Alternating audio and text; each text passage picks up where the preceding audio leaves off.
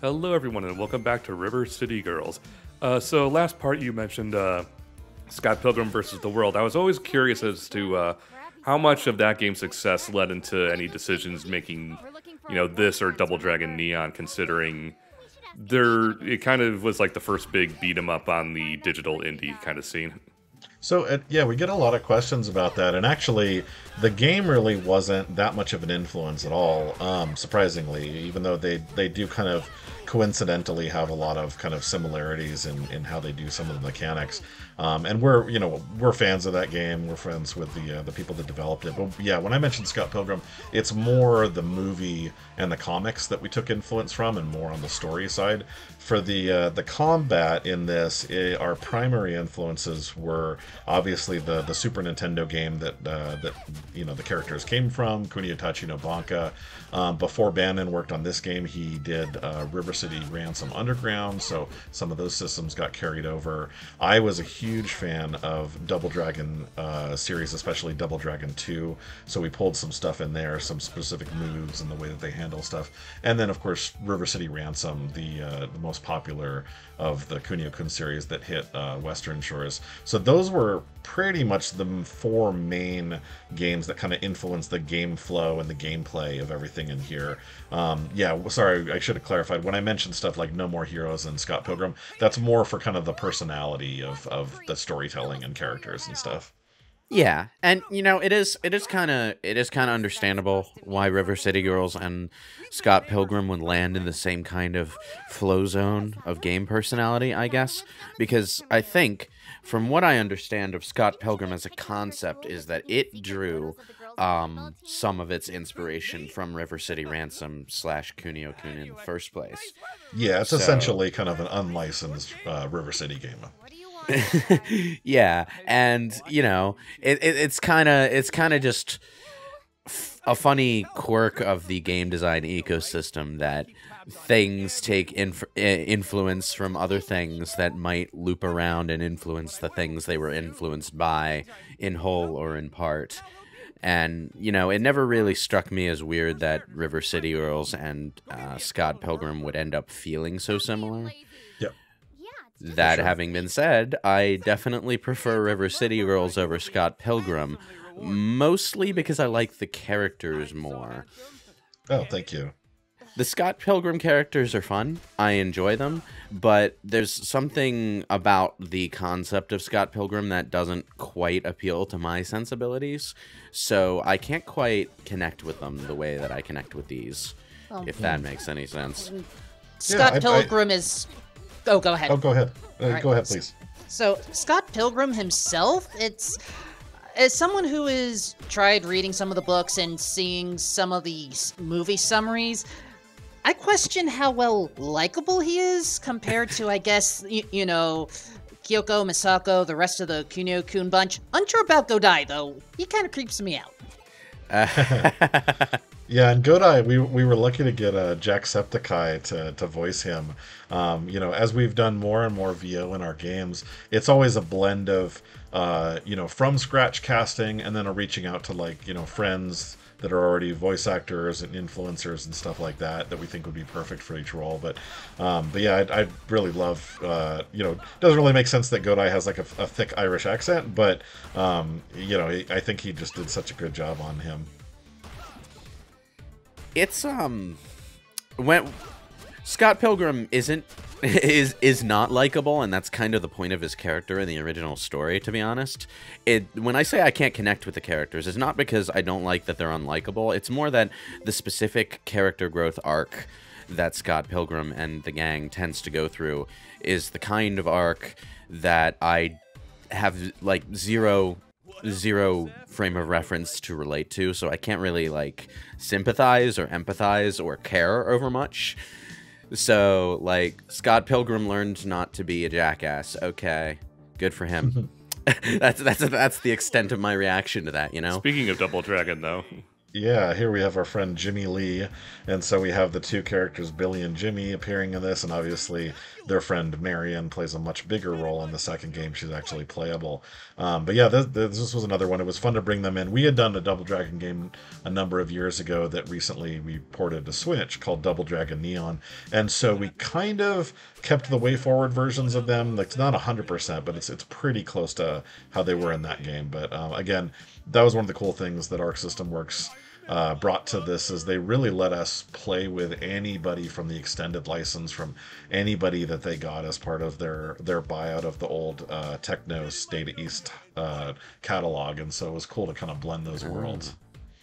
I have next to no experience with Double Dragon. I say next to no because I did play a Battletoads crossover on the Genesis way back in the day, but I have no connection to any of those characters whatsoever. I don't know whether or not I would like the franchise. But I know it's got a pretty strong following.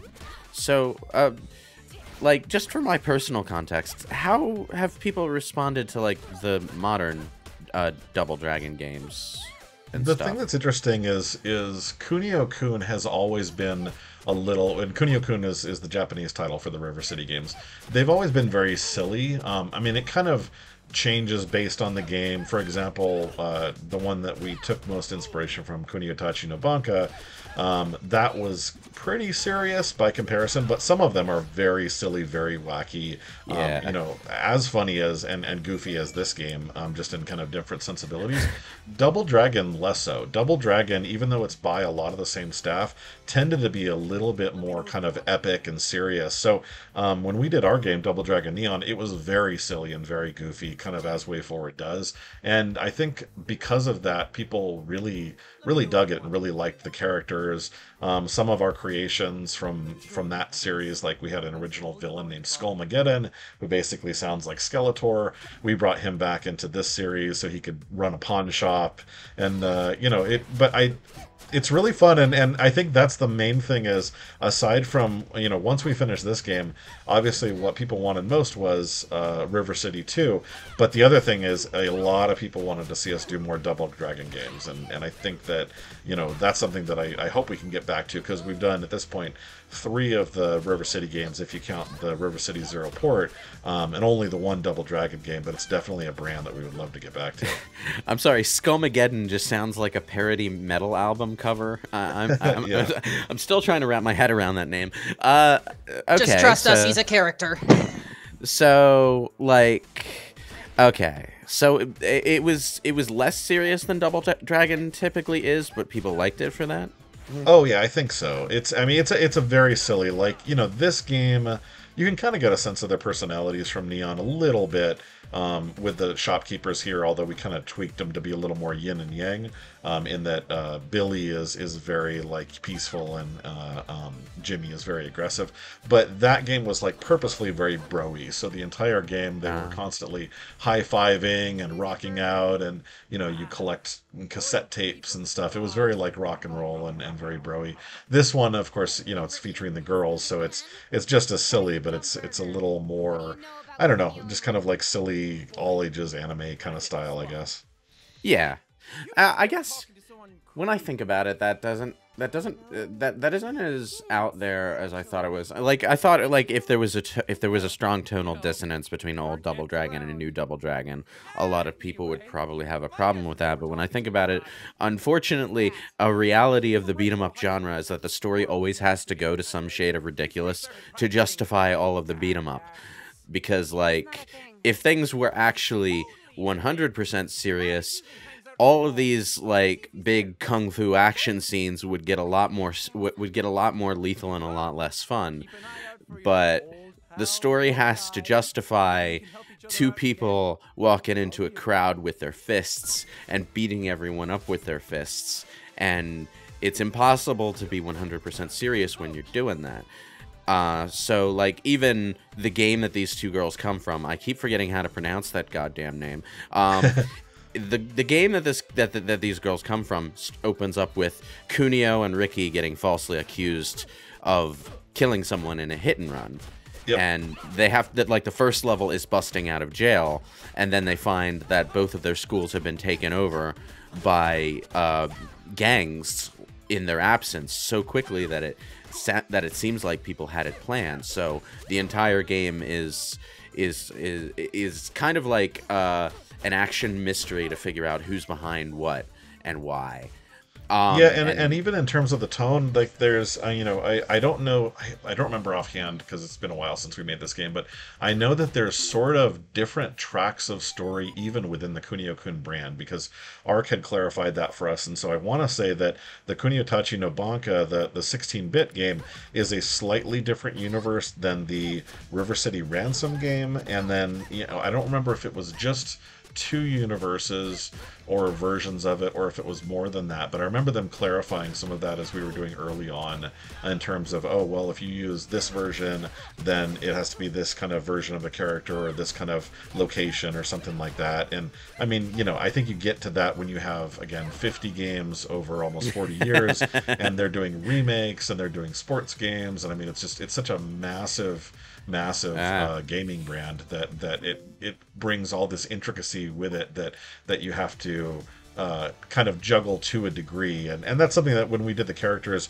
obviously we kind of gave every character in the games, most of the characters that are in this game are throwbacks to the old Kunio-kun characters. There were a few that we came up with, some of the bosses, for example, but right here is Hiroshi is kind of, he's known for basically being the best friend to Kunio, and he basically just gets beat up in every game. Even from the very first game, his purpose in Kunio-kun is to just get beat up, and then Kunio has to avenge him, and so we kind of have him as this sweet little punching bag, even though he doesn't get in any fights in this. But it was kind of fun to take their personality and explore it. So we tried to not break the rules too much in terms of what their histories were, what their place in society was, and we wanted it to be somewhat canonical, kind of related to the existing games, but on the other hand we wanted to put our own spin on it. Obviously we wanted to go very high personality, very silly and goofy, and it's interesting, in Japan they actually call these games a River City Gaiden, Kunio-kun Gaiden series, so it's kind of seen as like an Elseworlds alternate universe sort of spin-off. Compared to here, we just, you can infer kind of what you think about it. I remember this guy from the very start of River City Zero. Yep.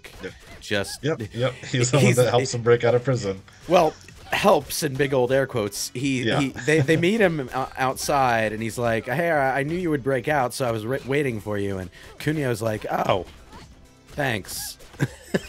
He sounds he reads really unenthusiastic about it. Yeah, they kind of take him for granted a little bit, and even at the beginning when he's meeting them in prison and talking to them through the glass, and they're like, why do you make such whiny sounds? What, be a man, sort of a thing. He's a funny character, and so we just really leaned into the sweetness of him, and of course made him all into like a hyper nerd in terms of manga and reading comics and knowing all about lore and stuff like that. He'd be the character that'd be aware he's in a separate universe. Yeah. Yeah, and we didn't do too much of the fourth wall, overt kind of meta stuff in the first game. I think the main part we had it was leading up to the secret boss battle at the end. They kind of make a comment about that, but that's also sort of tying into that. Essentially when you reach that battle and beat it, I won't spoil too much about it, you're essentially rewriting the game. In a way, so that made sense to get meta. By the time we got to, then we did River City Zero, where they're essentially finding a game of themselves and referring to themselves as having played through that, which they sort of did, but sort of not. And then by the time we get to part 2, it's just ridiculous. So, I don't want to make it too goofy and meta in the story to where people just tune it out. But it has been fun to play with a little bit of those sensibilities and kind of figure out where the guardrails and the structure of this universe, our version of it, is as we go game by game. Yeah. Yeah, I do like how in 2, One of the first things Misako points out is that they've been sitting on the couch too long. She lost all her previous EXP. Yeah, that was Bannon, the director of the game, came up with that. And I thought that was a perfect way to explain that. They spent I thought that would... They're so uninterested in the main plot at the start that they spend literally a month just playing a video game before they get to it. It's I thought that was meant to be a reference to Nuts and Bolts, if of all games. Oh, what, Banjo-Kazooie? Yeah, Banjo-Kazooie Nuts and Bolts. They end up in a similar situation, just being lazy for 8 years or so, or was it 10, and just losing all their abilities that way. That's funny. Yeah, it's probably just a coincidence. It'd be funnier if it was a good game, though. Well, I mean, it's a good game. It's not a good Banjo game. Let's get that distinction out of the way. Yeah, I suppose.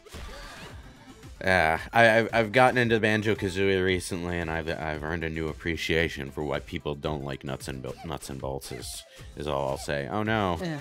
Quick, stop me! Sorry, this was obviously this was my first time playing this game, so I had to learn about the revival mechanic, just to immediately get to this mechanic. Yeah, this was one of the we didn't have too much secondary mechanics in the first game, and mainly it was just because there's so much we had to put together in this game in terms of, this was from scratch. So even though there was, almost 50 games at the time that we did this, we didn't tap into those. We weren't using the same code base. We weren't using the same art style. Like, everything was new. So we didn't have too many of these kind of one-off sequences, but this is one that we had. And yeah, people love it or hate it. It definitely started much more difficult than where it ended up. And slowly over time, oh yeah, you got in just 2 chances. Initially, no, it took us a lot longer. I edited out. Okay. So our like minute and a half of failures. But yeah, initially you would have to do kind of like a diagonal jump, and there wasn't as many things to jump on. And that was another thing where we just play tested the hell out of it internally over and over and over, and found a sweet spot, because you want something like that to feel like there is a little bit of challenge, and you want people to have a sense of satisfaction for beating it. But the worst thing you could do, especially in a narrative-driven game like this, is have a drop-off in players, where just you can't get to it. If suddenly like 50% of our players don't see past this point, that's too hard for this game, because we want people to be able to reach the end and find out what happens to these girls. Oh, so like during development you were trying out stuff like a diagonal jump in that section instead of just jumping along the bottom. Oh. Yeah, I think it went through, in terms of level layouts, probably about 3 or 4 iterations, and with each one we made it a little bit more forgiving, based on making sure that the majority of people that played through it could learn it and get through it. We want you to learn it and then say, oh, okay, now I get it, and then be able to pull it off. We don't want you to learn it and then still find it impossible. Ah, okay. Yeah, that makes sense. I'm sorry, but I thought about like the idea of pulling off a diagonal jump consistently in a 2D beat 'em up, and I'm just a shiver ran down my spine, and yep, that's why it's not there. And we thank you for removing that. The main time I would use diagonal jumps in beat 'em up games is to get away from attacks. Yeah, and especially in this one we really, if you notice, there's almost no ascension at all. Like you really don't climb on almost anything in this. There's a few spots here and there. You go up ladders, and then I think in the junkyard areas there's a few things you can hop on, but we, just to keep the combat front and center, most of the game is pretty much just a flat, even play field. Again, that sort of stuff that once we moved to the sequel, River City Girls 2, since we had all these systems designed, we could piggyback off that, and we got a little more complex in terms of more secondary objectives and more variety in terms of the terrain that you're moving around on. Yeah, River City Zero is kind of the same way, actually. There are places where you need to jump or climb a ladder. There's a memorable sequence where you get to fight a bunch of people on a moving Ferris wheel, but like for the most part, you're just fighting across a screen. There's only very minor jumping required along the way. Most of the time when you're jumping, it's because, as in all 90s beat 'em ups, the jumping kick is utterly busted. But other than that, yeah. Okay, so now that we've got the key, we're going inside. What shop is this? What store is this? this? Mall, actually. This Oh, is it's the a mall. Yep. Wait, the entire mall has been locked because the guy who's supposed to unlock it overslept and got mad at you for waking him up and then went back to sleep. And has a bunch of kids' toys all over his house for some reason. That's a guy who should not be allowed to keep his job. Like, welcome to River City.